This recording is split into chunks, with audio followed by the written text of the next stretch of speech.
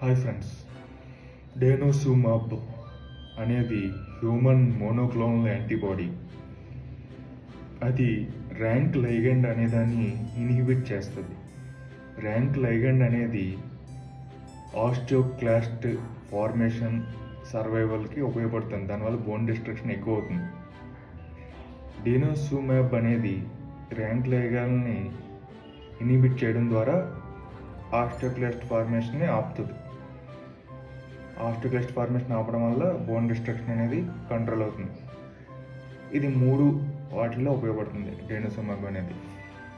అందులో ఒకటి post menopausal osteoporosis, రెండోది జైన్ సెల్ ట్యూమర్, మూడోది మల్టిపుల్ బోన్ మెటాస్టాసిస్. ఇందులో పోస్ట్ మెనోపాజల్ ఆస్టియోపోరోసిస్ డోస్ ఎంతంటే 60 milligrams సబ్క్యూటేనియస్లీ, చర్మం కింద సబ్క్యూటేనియస్గా ఇవ్వాలి. 60 milligrams ఎవ్రీ 6 months. అదే multiple Boney మెటాస్టాసిస్లో 120 milligrams every month సబ్క్యూటేనియస్గా ఇవ్వాలి. ఓకే.